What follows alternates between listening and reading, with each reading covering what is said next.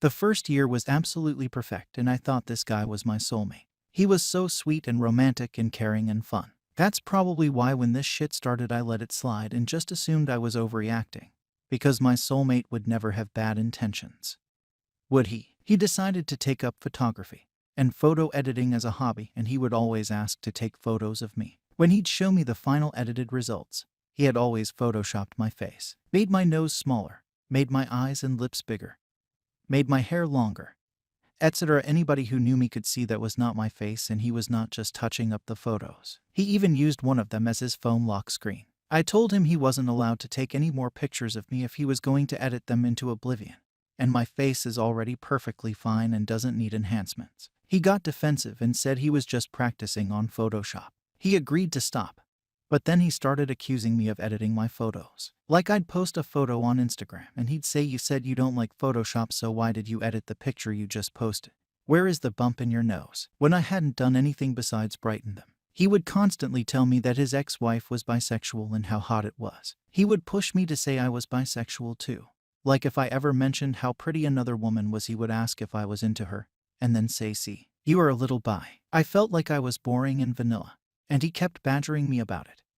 So eventually when he said, "Would you ever mess around with another woman?" I said, "I don't know. Maybe if the situation arose." He ended up making me a W4W Tinder profile and started talking to all of these women as me. Then, he told me that he set up a date with a woman from the app and she was going to come over for drinks that night, and he was going to listen from the downstairs bedroom. I felt really uncomfortable, both because of him spying and because I am not attracted to women. I told him to cancel it and he said it would be fine and I'd probably like it. She came over and we hung out and watched a movie. I didn't make a move on her and she didn't make a move on me. When she left, my boyfriend complained that we were boring and he fell asleep during our date. I told him to delete the app and he said he would just use it to chat from now on because he didn't have many friends in our city, and it was nice to talk to new people. I told him to delete the app or we were finished and he finally did. I hate anal sex. I told my boyfriend on many occasions that I hate it and it's not on the menu. Anyway, his friends offered to get us some GHB for fun. I took some when we were at a club. I'm not a recreational drug user at all, but I wanted to fit in. He didn't take any, but he was drinking a lot. I was super impaired and apparently really horny. I asked my boyfriend if we could go home to have sex and he got us a cab. On the way, I said, "You can do anything you want to me." Blah blah. Dirty talking.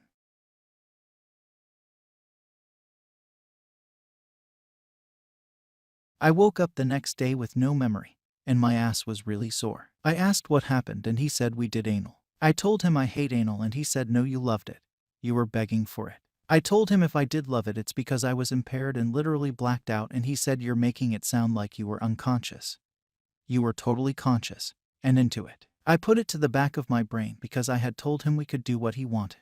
But it really hurts me to think that the only thing he wanted to do was something I hated and wouldn't ever say yes to if I was sober. He already had an adult kid, and when we started dating I specifically asked if he was open to having another because I wanted one. He said yes. Then, after we got engaged 2 years later, he told me that he didn't actually want any more. I told him I needed some time to think about whether I wanted to get married, because this was very important to me and I felt betrayed that had told at the start of our relationship that he was on board. A few days later he changed his tune and said, "You know, I was thinking and I realized I'm okay with having another child with the right woman," and the wedding was back on. However, that last part was a total thorn in my side. If I ever upset him or disagreed with him, he would quickly say, "I thought you were the right woman, but now I'm not so sure. I don't know if I should have kids with you." He decided to take a completely unnecessary vacation to California to visit his friends during the height of the pandemic to go to a Halloween party. He didn't quarantine in California or when he returned to Massachusetts despite both states requiring it,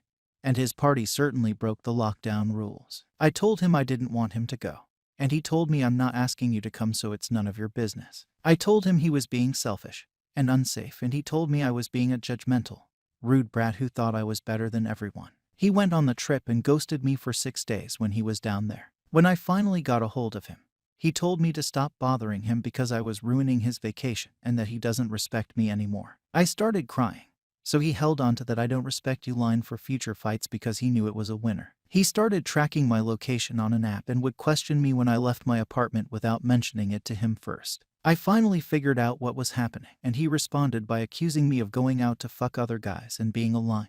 cheating waste of time. He then refused to answer the phone while I desperate tried to call him. The next day, he called to beg for forgiveness. He said he was drunk and depressed in lockdown and his ex-wife had cheated and he was traumatized by that. My clown ass agreed to take him back as long as he went to therapy. He went twice and then stopped because he didn't like his therapist. He offered to show me sex videos, photos of his ex, just out of the blue one day. I told him that keeping those was so disrespectful to both me and her, and asked if she would be happy to know he still has those. He got so mad and told me, we can talk about this when you calm down and stop being so judgmental. You don't get to call me disrespectful. They're just in my cloud and I barely think about them, and ignored me until I apologized for my outburst except to inform me that he deleted all his photos of me instead of her since it's so disrespectful to have them. I did apologize OMG for assuming the worst, and he made a big production about deleting them to appease my insecurity. He refused to discuss anything over text. He had said some mean, inappropriate things over text, and when I brought it up, he denied it. When I referred to his texts to show him, he got angry and said I couldn't let anything go. After that, if I wanted to discuss anything that wasn't sexting or memes, he refused to answer unless I called him. I would text him to ask a question about the wedding or a house we were looking at or something he said, and he would say we can talk about this on the phone.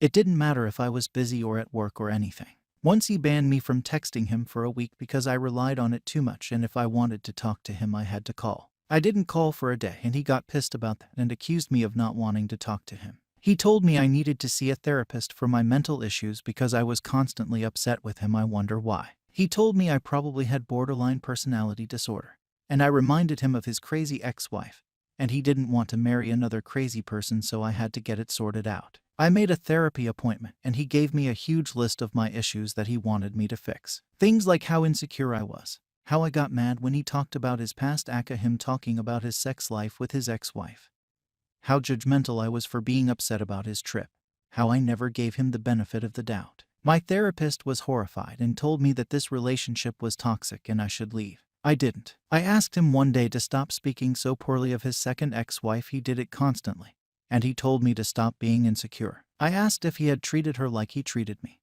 because if he did I couldn't blame her for acting crazy. He said no, we argue because we have so much passion. I never had passion with her. Ask her yourself, and literally gave me her email. So, I emailed her. I didn't give her any personal details. I just asked if she had experienced the same constant arguing that I was and what I could do to fix it. She sent me back an incredibly kind, long and revealing response in which she word for word recounted exactly the same treatment I had been getting, only worse. I asked why he had lied to me, and he yelled at me and said I shouldn't have been stupid enough to think he was serious when he told me to email her, and called her a liar, except she wasn't lying.